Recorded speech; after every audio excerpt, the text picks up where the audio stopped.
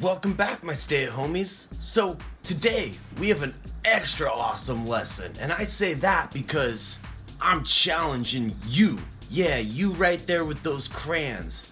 I'm challenging you to draw a crayon saber. Today we're gonna power up our crayons, and along the way we're gonna learn about color theory. So let's go ahead and just jump right into it. Let's introduce you to my old friend, the color wheel. Boom. So check this out. It's basically like a rainbow, right? Red, orange, yellow, green, blue, purple, and then it repeats itself over and over again. Look at how nicely each color blends into the next, right? So we're gonna focus today's lesson on the order of which colors move, because colors follow a certain order in order to essentially make them look brighter and all other sorts of effects that you would want in your drawings. So, I'm gonna take an old classic lesson about color theory and try to make it super fun today with our challenge. The challenge is, and we're putting this under a hashtag Crayon Saber. You can also do hashtag Crayon Man along with that, but hashtag Crayon Saber. In 2 weeks, we're gonna do the final sort of judgment on all of these crayon sabers, and I'm gonna find which one's the most powerful one that's been submitted to me, and you're gonna get an original crayon drawing from me. So yeah, I would definitely scoot on closer today. All right, that color wheel.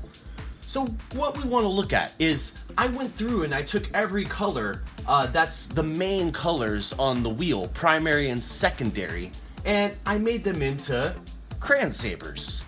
So check this out. I want to show you how this works.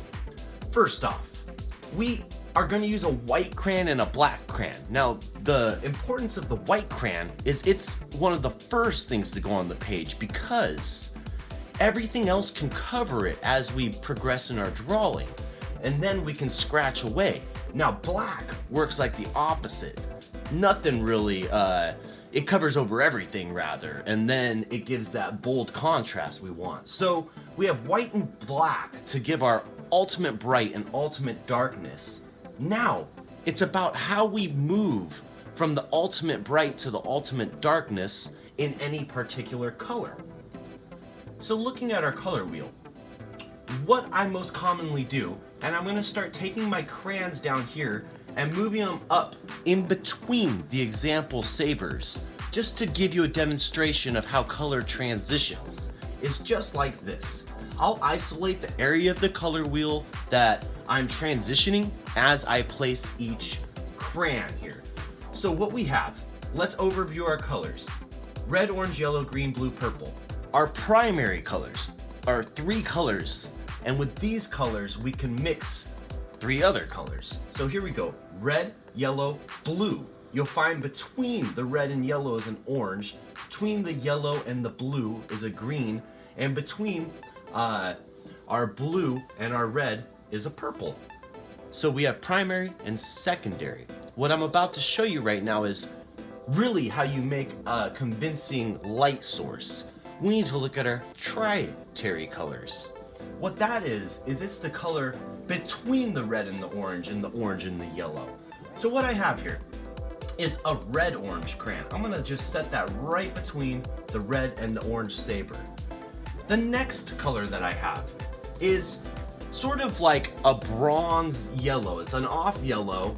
It says golden rod on the crayon if you're curious, but even a light orange would do the trick. So now you can see the graduation of colors happening clearer right here before we even get drawing with them. Right here I have a light green that also has an amount of yellow in it, right? Because right here we're going from yellow to green. Between the green and the blue, what I have here, which might be hard to see in the camera, is a blue-green. So it has a little green and a little blue. So I'm gonna set that between there. Okay, now I'm gonna move into the blue and then a deeper blue. Now, right before I get to the purple, I'm gonna go ahead and put what I'll call a light purple. They call this crayon color Marvelous, in case you are wondering. So there we go. You'll notice now, we have a clean transition from the colors. It graduates nicely, but we're left with 3 crayons at the bottom. The 3 crayons that I have at the bottom, I'll use with every example I do. And so it's white, indigo, and black. Now, indigo is at the furthest end of the color spectrum. It's that purple as it's transitioning back to the start of red. So, this is a great unifier of color because it's the hardest for us to see with our visible eyes, and so it tends to transition most colors out nicely. So pretty much any color I use, the last steps I'm going to follow it with will be indigo and black in order to darken it further. Okay, today I'm going to go ahead and demonstrate 2 sabers. You can go ahead and do this with whatever colors you want, just choosing the crayons that I've placed next to each other. But I'm just going to demonstrate 2 complementary colors. Now, this is the last bit of theory for the lesson. Complementary colors are any 2 colors on the wheel that are exactly opposite from each other. The reason we call them complementary and why they're important is because next to each other, they really make each other stand out. They pop extra super hard when placed in context with each other. Alrighty, so what I'm going to do is an orange and a blue saber today. I'm going to draw mine horizontally for the example and then flip it in the end to be vertical. Just because it's easier for me to color back and forth and for camera's sake and all, but go ahead and whichever orientation is easiest for you. Alright, I'm going to go ahead and pick up my pure orange crayon. First thing I'm going to do is I'm going to draw a line somewhat lightly to indicate where I want the saber to be. So I'm going to say, okay, right here. Sort of sketch it across. And then I'm going to take a little gap. Imagine this is where the brightest point is and draw another line. Perfect. Go ahead and set that crayon back down momentarily. I'm going to take care of the blue right now. I'm going to reach for the green blue though, so think of this as the lighter blue. I'm going to space myself out from the lightsaber I've just done and go ahead and put in another area. Again, leaving a space in between the 2 lines where the brightest point will be. Here's what we're going to do now. Notice I've torn off the skin on my crayons. They are artist crayons right now. I'm going to use the blunt edge of it and I'm going to start away from the saber and start coloring towards it. Now, I'm only about an inch. You don't need to go much further, and I'm not going too hard yet. I'm actually going quite soft once I get to the actual saber. And I'm not going to color in there at all. So I'll go ahead and now halfway between the orange and the blue, I'll start that same process again, back and forth, back and forth. You'll notice the blunter and flatter your crayon gets, the less sort of distracting marks you'll make. You'll get better and better at this, I promise. I have, that's for sure. I only started really coloring with crayons, since I was a kid, again, just recently, to share it with you guys. So, thank you for giving me all these great learning opportunities. Let's go ahead and take orange.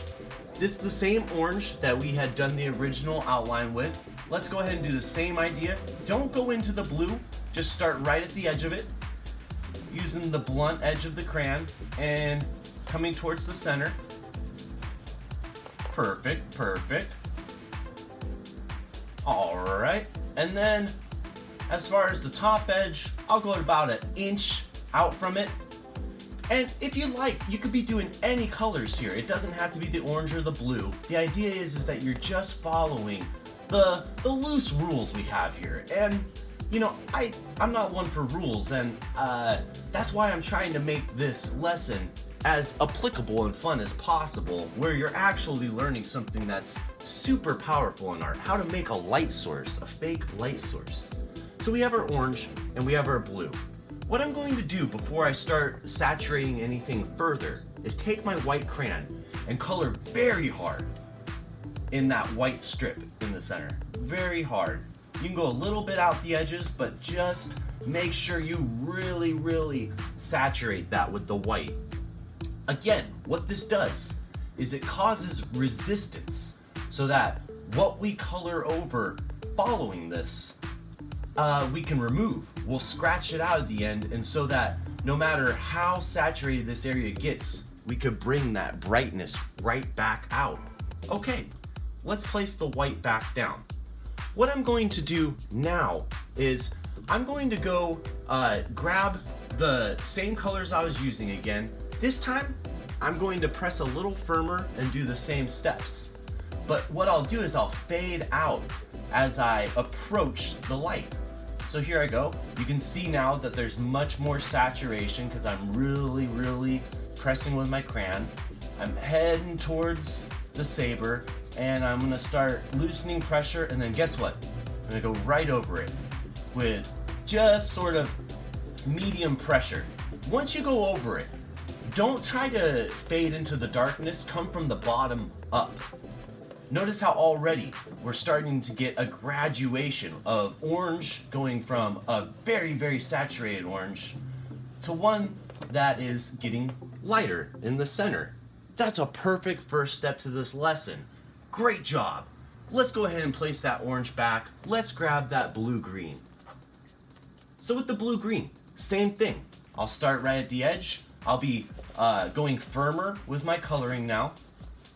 And as I get towards the actual light, I'll lessen the pressure, but I will go over it again.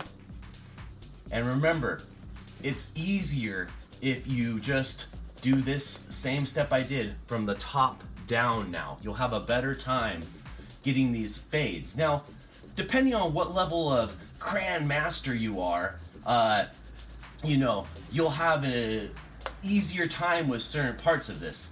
If your crayon technique is really on point, you'll have these color transitions happening no problem. So if you're struggling with the graduation, just practice sort of going from firmer to softer as you color, and try to really get a nice clean transition between that, and that'll really set you up for getting an effect like this. Okay, what we're gonna do now is we're gonna grab our tri-terry colors, right? So remembering that again, that's the color that's sort of next from orange to red, this red-orange. Okay, what I'm gonna do is I'm gonna start at the outskirts of the orange that I colored, and I'm gonna come in almost to the lightsaber, but I'm gonna soften up again. We want layers of color. That's the whole idea here. That's why this works, is because we're blending colors. So you can see how hard I'm pressing, really moving across. Now I'm gonna start lightening up. There we go. Okay, let me come in from the other direction. Remember, don't try to fade out of the light, try to go from darker to lighter towards the light. If you're consistent with your technique, there's a higher chance that your drawing will have success. Okay, so already, look at that. We're starting to get a real sense of brightness right there, just by using this whitish orange, this regular orange, and that red orange. Let's go ahead and grab our middle blue. So with this, blues are tricky to cover each other with crayons, so just give it the coat that makes it feel like it's got a nice tone on it. I'm pressing in really firm, and again, as I approach the center, I'll start to lighten up a little. Perfect. All right, and you'll notice also I'm going to the edge of my paper. When you post your challenge drawing, then it's going to be best if you have black surrounding everything in the photograph, because it'll make the color and the light appear even brighter. So, in this challenge, I want to see you all really light it up. I want to be squinting my eyes when I look at these photos. So there we go. Again, now we have that nice bright source coming from both. So I'll go ahead and place that blue back. What I'm going to do with the blue particularly is I'm going to actually grab this deeper blue. And I'm going to come from the edge again and give one more pass. Just one last. Again, fading out as I get towards the center. We'll go ahead and do it here. And I still have not really blended my orange or blue. You'll notice I've kept those fairly separate. That's what the indigo and black will be used for. Okay. As a last touch, you can take some of the red and you can come from the edges of the red-orange.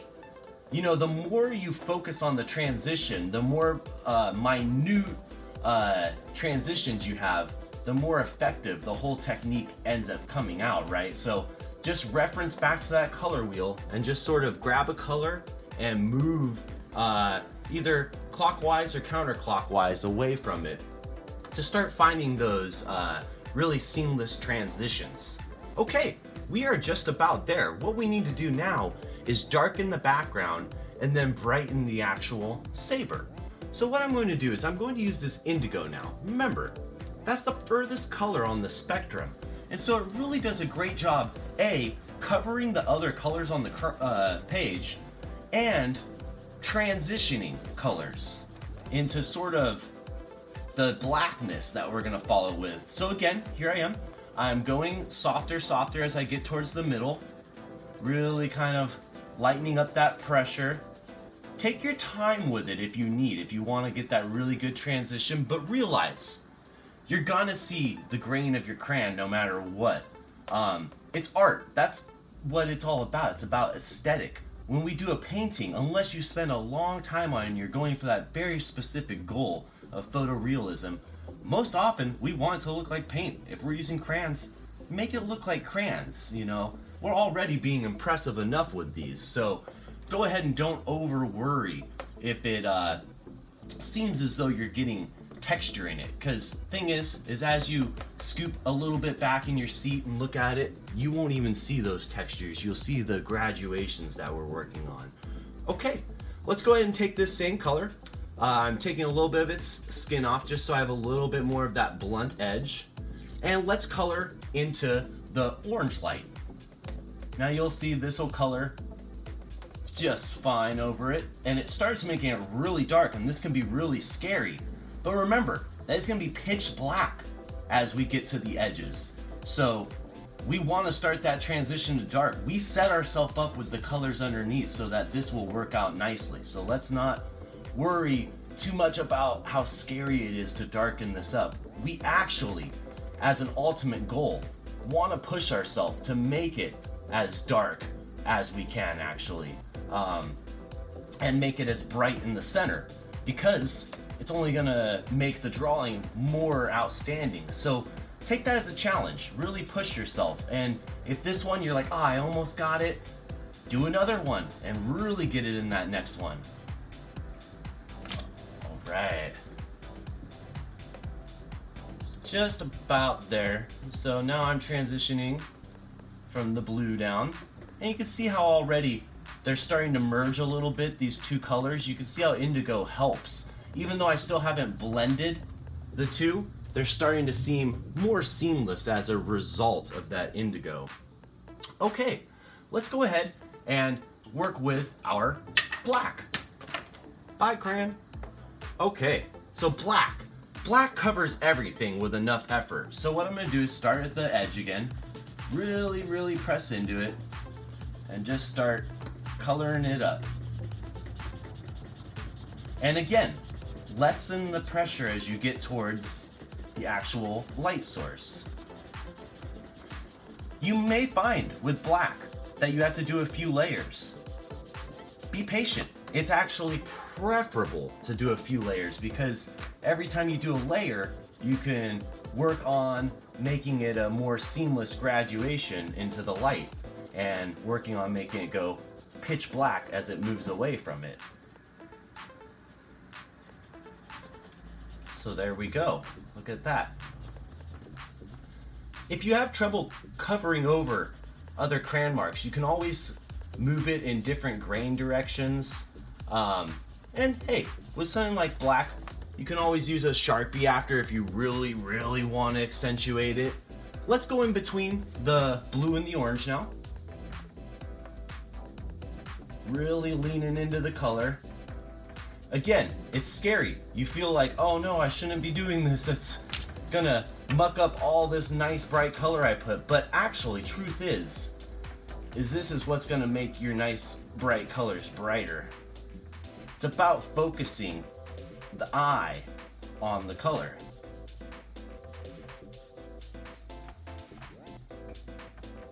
There we go. Look how bright that's starting to get right there. So let's push up into the orange. You gotta really push. Your arm should get sore. Look at all these crayon sabers I made. My arm is dead. So, you know, no complaining here, no crybabies. Let's go ahead. Now come down from the top with this nice black. So what we're gonna do after this is we're just gonna do one last pass with the primary colors, and we're gonna scratch out the middle of the light so that we can reveal that white that we placed in the beginning. So hang in there, because the final pop is just around the corner. Okay, check that out.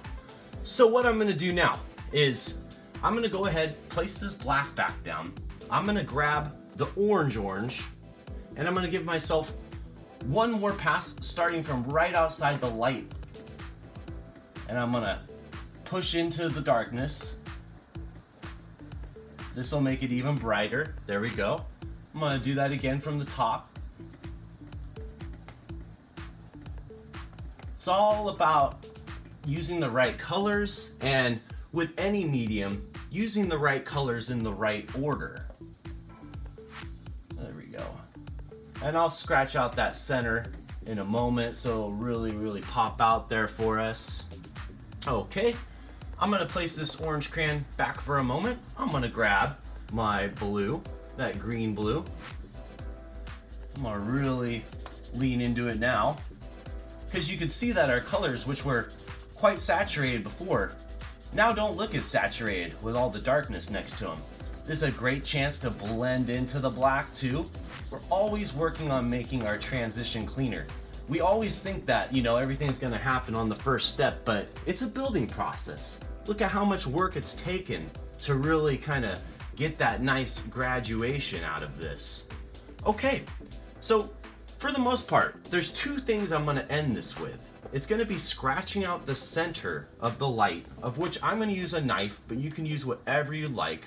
And then I'm gonna darken the edges. So I'll go ahead and I'll darken one more time, and then to end it off, I'll, you know, turn the light on. So let's go. I'm gonna give one more pass, and I'm really pressing on my crayon now.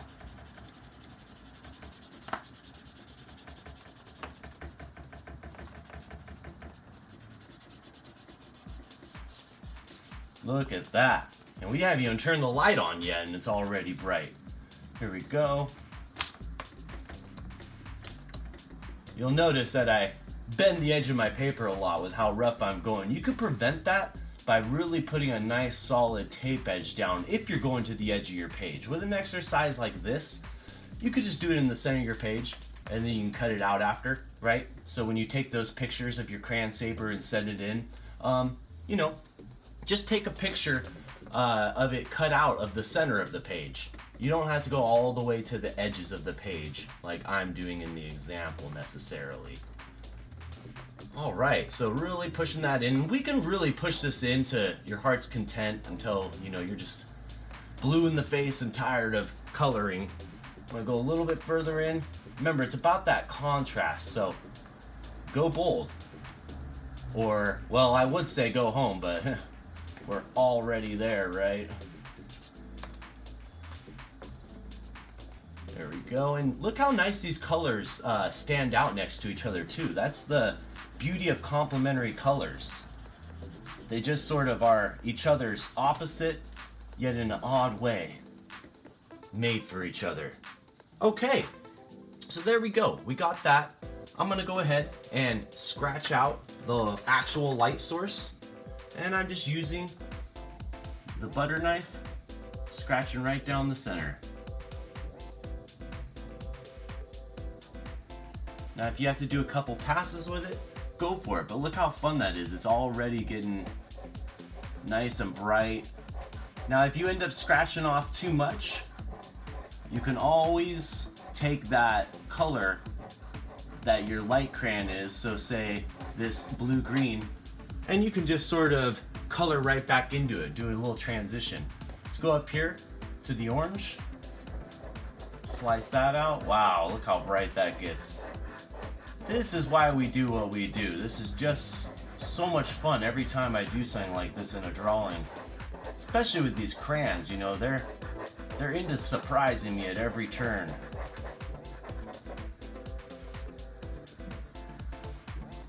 Almost there.